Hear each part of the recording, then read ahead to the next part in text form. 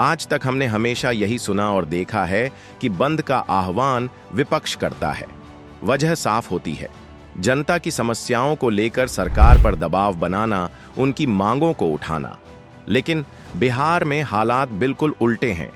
यहां बंद का आह्वान विपक्ष नहीं बल्कि एनडीए सरकार के सहयोगी ही कर रहे हैं।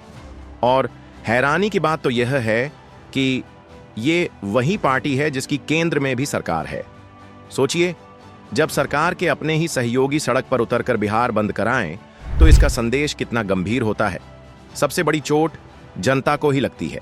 सरकार के लिए तो यह बंद महज एक राजनीतिक नौटंकी है, क्योंकि उसका हर नुकसान आखिरकार जनता से ही वसूला जाएगा, कभी टैक्स के नाम पर, कभी महंगाई के जरिए। आमतौर पर विपक्ष चक्का जाम करता है किसानों की मांग, छात्रों की समस्या, महंगाई या बेरोजगारी जैसे मुद्दों पर। लेकिन बिहार में यह चक्का जाम इसलिए किया गया क्योंकि प्रधानमंत्री की मां को किसी ने गाली दी थी। सवाल उठता है, क्या निजी अपमान का बदला जनता से लिया जाएगा? क्या जनता को अस्पताल जाने से रोका जाएगा? बच्चों को स्कूल और छात्रों को परीक्षा देने से वंचित किया जाएगा? यह तो सीधे सीधे निर्दोष जनता के साथ अन्याय है। चौंकाने वाली बात यह है कि जिस गाली को मुद्दा बनाकर बंद कराया गया वह किसी बड़े मंच से या किसी महत्वपूर्ण बैठक में नहीं दी गई थी, बल्कि पीछे कहीं इधर उधर की बातों में कही गई थी। और जिसने भी गाली दी उसे पुलिस ने गिरफ्तार भी कर लिया। फिर सवाल है कि जब कार्रवाई हो चुकी थी तो यह पूरा बिहार बंद कराने का नाटक क्यों?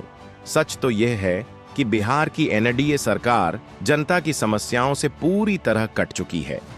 महंगाई, बेरोजगारी, किसान संकट और शिक्षा व्यवस्था चरमराने के बावजूद कोई ठोस पहल नहीं होती। और जब मौका मिलता है तो नेता निजी भावनाओं का हवाला देकर आम लोगों का जीवन अस्त व्यस्त कर देते हैं। बिहार बंद ने साफ कर दिया कि यह सरकार जनता की नहीं बल्कि सत्ता और अपनी छवि बचाने की राजनीति करती है। जब सहयोगी दल ही जनता को परेशान करके अपनी ताकत दिखाने लगें तो समझ लीजिए सरकार का जनाधार खोखला हो चुका है।